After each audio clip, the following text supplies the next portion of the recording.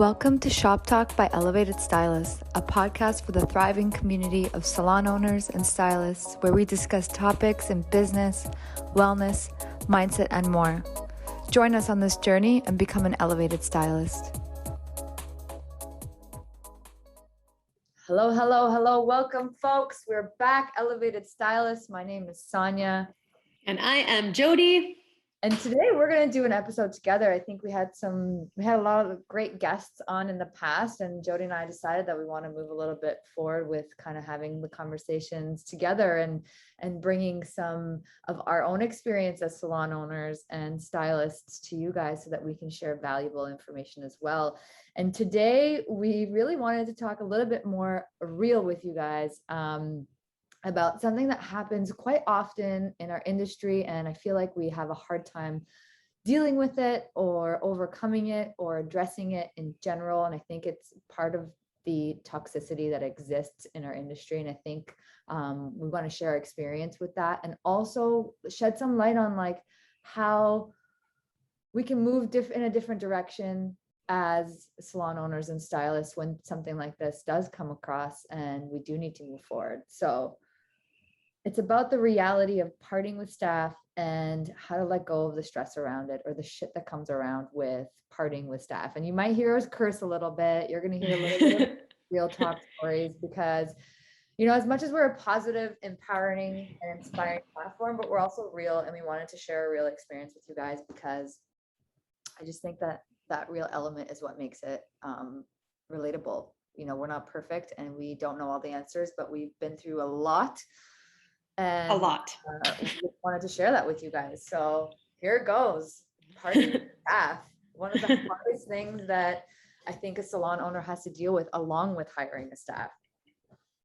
Yeah, absolutely. That was definitely one of our major stresses when we started the salon. And I think it just comes from conditioning. Like, I really do think it comes from conditioning. I know the last salon that I worked at, I had to sign an agreement saying that I couldn't take clients or I couldn't, go anywhere near where the salon was to work or any of that. And I think that fear and that entrapment of clients really, really sends a different message to the people who work for you. And I know that, when I signed that agreement, I was scared to go and, work close to that salon. I was scared to bring my clients.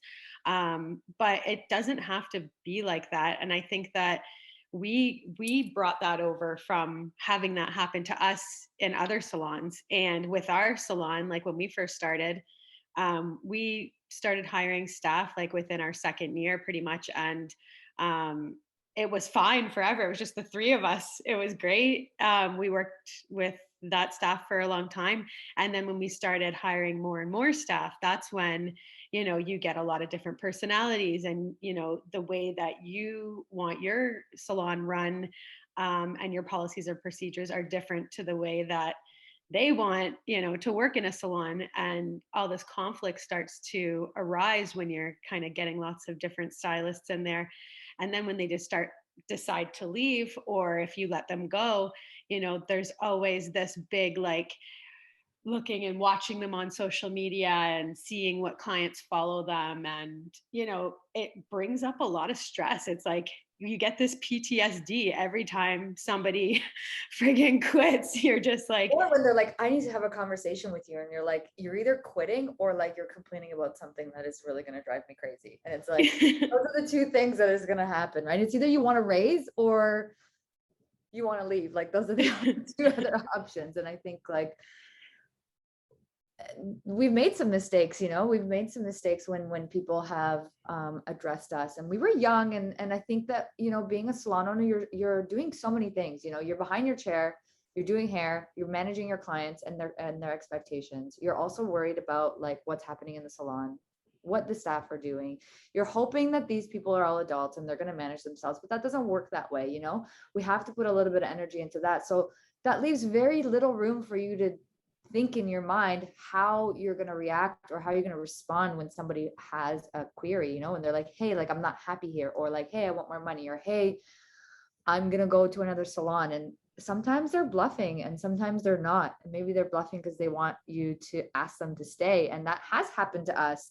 And, you know, our egos did get the best of us and we're like, fine, leave. It's fine. Like, see ya. You know, like we were young, like we didn't know what to do. And that wasn't the right way to go about it. Not that it didn't happen, but it just, I don't think that was the right way to happen. And you know, that kind of like shows for itself because it doesn't leave your salon with a good energy.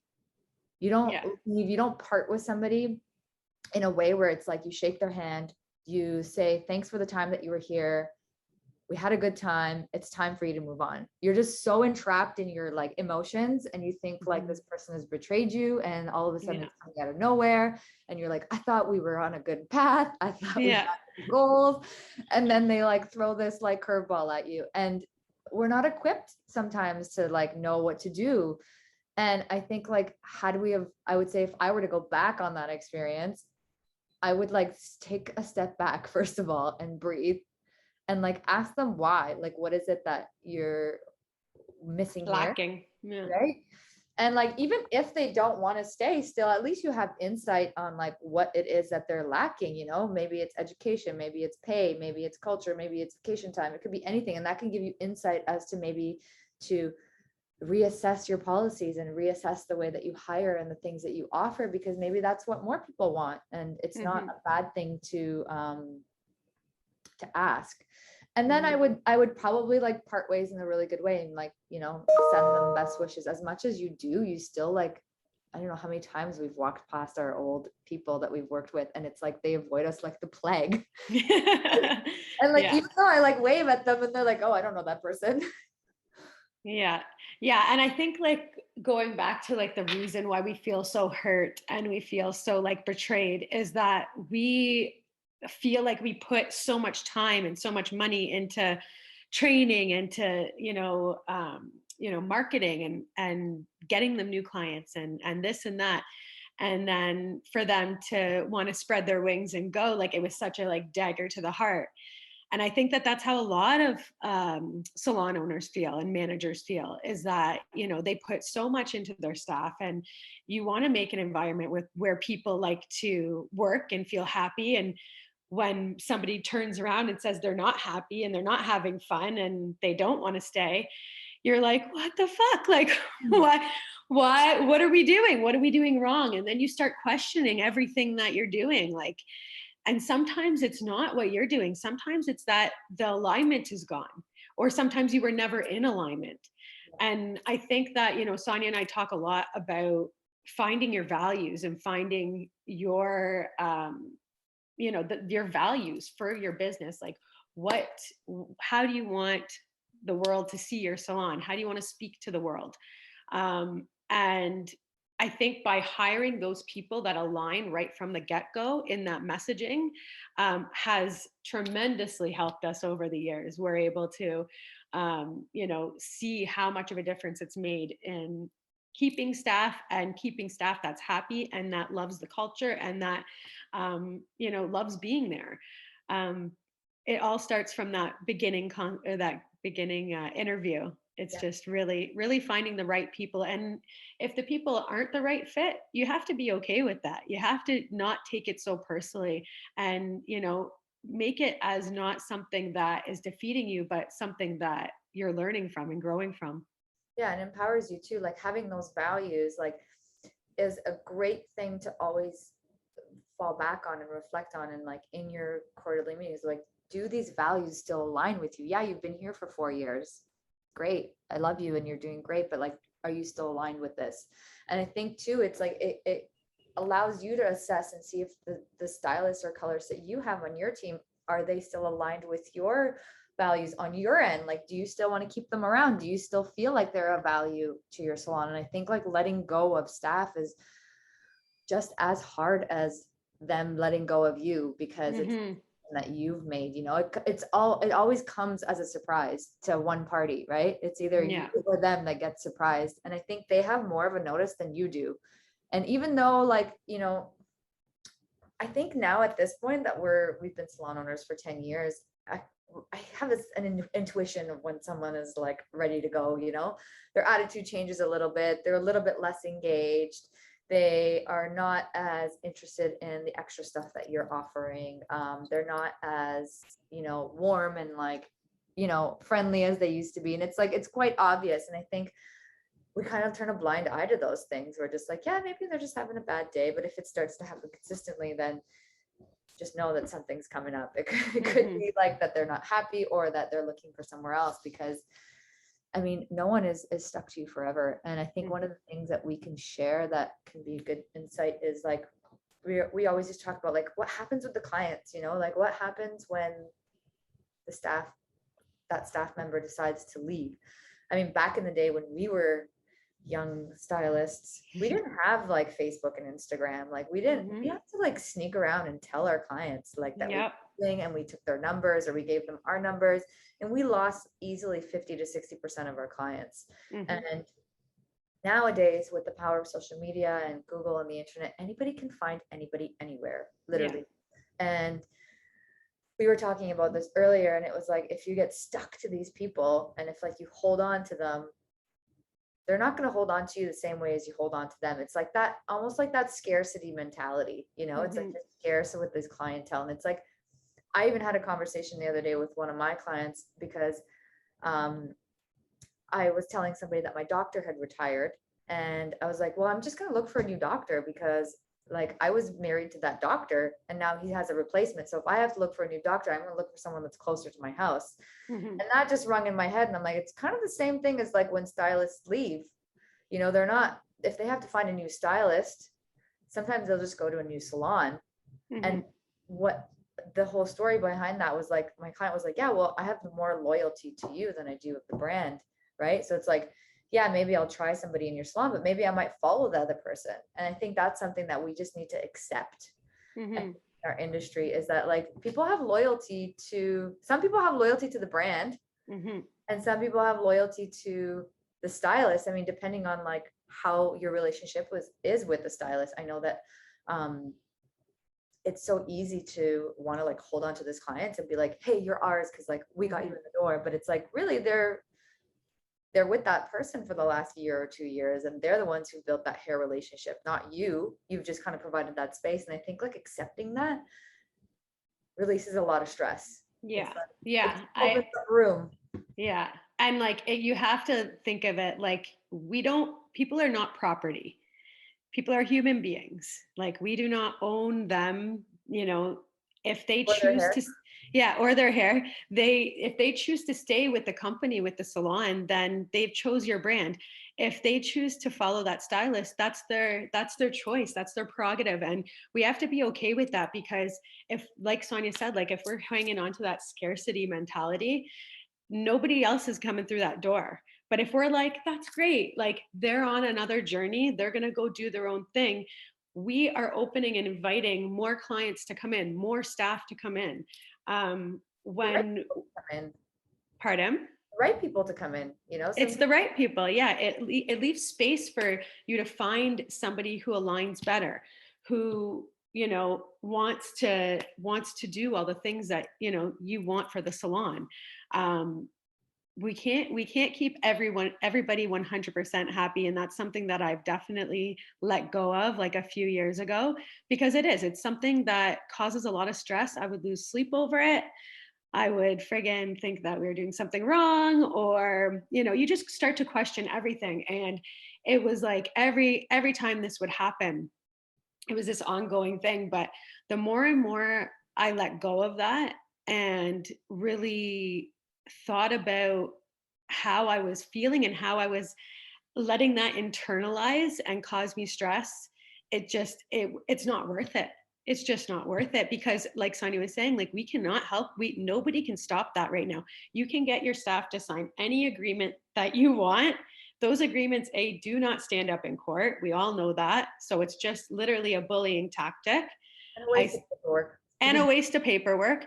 And like Sonia said, like your guests can find that stylist anywhere, literally anywhere now. So why would we hold on to something like that? Why would we want to put that stress on our shoulders. And, I was speaking with one of our colleagues, and they were saying that, his last employer said, my door's always open. And I think that that is something that I'm going to completely say going forward. Like, our door is always open because we worked with this person, we have taken them on into our family, and we want to see them do good. Why wouldn't you want to see somebody do good, whether it's within your walls or within their own walls or somebody else's walls? Like, you want to see them do good. Why wouldn't you want to see somebody who you've trained or worked with? Like, why wouldn't you want to see them do good? So shifting mentality into a more positive, a more mindfulness type of outlook, and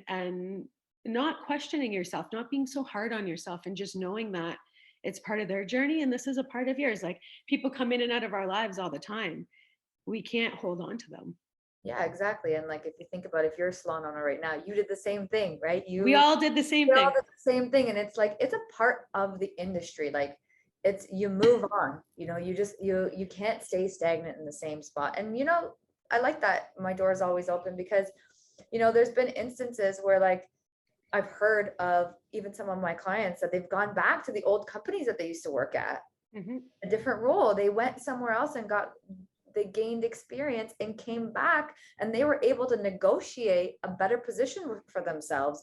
And that should not be off the table, because that is something that shows that you have a strong company. You have somebody that sees that there's growth. Sometimes people just need a little bit of a change of environment. They need to go out and learn new things. They want to meet new people. And there's nothing wrong with that. But having that open door mentality, unless the person is a nightmare, and you've decided to, like, part ways with this nightmare, then maybe that door is not open for them. And that's something that you have to, like, discern for yourself. Discern who you're going to let that person back in or not. Because, like, there are some great people that we've parted ways with that we see all the time, and we celebrate them and we cheer them on. And, like, it's so exciting to see that we were actually part of the beginning of their growth. And I think, like, if you're a salon owner or your salon that, takes on a lot of apprentices, and I hear this from a lot of people, is, the reason why they forego doing a lot of apprenticeships, because it's a lot of investment, it's a lot of time, it's a lot of dedication, and they know that they're not going to stick with them. But why wouldn't you want to be the person's first experience into the hair industry? That just means that you're just putting something great out there. You're setting them up for success, and it's very possible they could stay with you for a long time, or they might just, like, leave you with great energy. Maybe they might teach you something. And I think that, we always look at the negative whenever we can. And I think if we look at the positive, like, we're all creatures that like change. And I think change is just something that's natural, and letting go of parting with staff is, like, one of the challenging parts of owning a salon, because it is directly related to your revenue. It's like, oh, well, that person is gone, we no longer have that, like, whatever amount of money that they bring in, 5 grand, 10 grand, 20 grand. And it's okay. You have to just remember that there's room for more to come.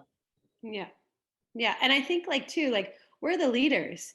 We're the leaders. So if somebody leaves and we're not taking a mature approach to somebody's departure, you're putting, just like what had happened to me when we left, Sonia, that was an interesting conversation. When we left, it wasn't so encouraging. And so it put that bad taste in our mouth when we went to open a salon. And then we treated our staff like that. And I think that if we can start by them leaving and feeling supported when they leave, it then makes them feel positively about their experience at the salon that they had. Even if it wasn't what they wanted at the end, at least they can leave with a positive thought of how they spent the last 2, 5, whatever years that they spent with you. But I think if we can leave in a way that invites conversation still, invites visiting and stuff like that, that we're leaving off with a positive things. We're creating a new cycle moving forward where our staff now feels comfortable and that had a good experience in that salon. And now maybe going forward, they'll put that with their staff or their colleagues or their new boss. I think it's a ripple effect when we're being open and positive and joyful with others, and especially with our staff, whether they're staying or leaving. Yeah. And I think too, one thing that I would say is like, have like a consistent way of doing this. Like, if it's, when they tell you that they're resigning, if you want to let them go the next day, continue that on with other people. Don't have like a mishmash of like, this person leaves, you're gone today, and the next person wants to leave, you can work through 2 weeks. Have like an internal policy where it's like, this is how we part ways with people, this is the policy, this is how we connect with the clients, this is the conversations that we're having with our team, this is the way that we present it through our social, and this is how we respond when clients call and ask if they want to book with that person. I think it's so important to have that process and system in place, because it just adds to the way that your business is run. It just adds to the culture of your business, the integrity of your business, and everyone knows that like, hey, these people know what they're doing. Like, they have a really sound and mindful way of approaching these things. And it just takes the stress off. It's like, it actually takes away that reaction time.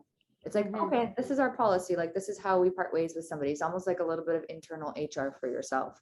And it just keeps it like clean and consistent. And like, you cover all your bases, because at the end of the day, even though you're having a conversation with that person, it's still a legal like transaction. They're terminating their employment with you, and you still have to go through the process of these things. And I think that's one of the things that I learned over the many departures that we've had over the last 10 years is like keeping a consistent rule of like, this is what we do when this comes up. And it's, I would say the last few people that we've parted ways with has been really successful. It's been kind of like a celebration of their journey, and we thank them for the time here, and it hasn't been any sour goodbyes, which has been nice. Yeah, it definitely got easier along the way. Yeah. It was still kind of hard at first. So, if you're going through this now, or if, it happens along the way, like, know that if you still have some reaction, if you still, are questioning yourself after the first couple of times, like, that is normal. It's hard to recondition yourself. Yeah. We all know that, right? So just making sure that you're gentle with yourself, and that it does get better and easier. And the more you notice how lighthearted it is as it happens, you begin to be like, oh, this is a way better way to let somebody go, or to, to be okay with somebody leaving. Like, this is a way more healthy and happy departure than trying to figure out why, or figure out, are they taking their clients, or am I going to lose all this money, or whatever. Like, these are the thoughts that we need to kind of switch into. This is great. Now we can hire a new staff that will align with us. Now we can market to new clients, and, just kind of trying to catch yourself when you're having these doubtful thoughts or scarcity thoughts, and switch it into a positive and an abundant thought. Yeah, absolutely. And like, you don't need to always question everything that you're doing. Like, you don't need to change everything that you're doing every time leaves. Like, not an opportunity for you to change all your policies, or like allow maybe an unhappy staff member to make you change the way that you run your salon. Maybe it doesn't align with them. So like, don't be so tough on yourself. Just be kind, be mindful, take a deep breath, and just like move forward with like an intention of like positivity, and send that out. And always think of like, how would I want someone to depart with me? Like, how would it feel if I was treated poorly, or if I was reacted to the way that I reacted to that person? Like, I always think about that, of the times that like maybe I've overreacted. I was like, oh, that was kind of like not the way that I would have liked to be treated. Yeah. I think like we have to put ourselves into their shoes, because as a salon owner, you were once a stylist, you were once a junior. I have conversations with my clients, and I'm like, we were all there. We were all a junior stylist at some. We were all hair students. We all came from the same level of experience, 0. Mm-hmm. And so what you choose to do with that is your choice, and how you choose to move forward with that is your choice. The mindset that you choose is your choice. And I think knowing that, it can be empowering. Yeah. Yeah. Yeah. That's it. Yeah. That's a real shop about the reality of partying with staff and how to let go of the stress around it. I hope this was insightful for anybody that was tuning in, and stay tuned for more real shop talk with myself and Jody. Yeah. See you later, guys. See you later. Thank you for tuning in. For more ways to connect with us, please join our online community on the Mighty Network platform, a space to learn, grow, and connect.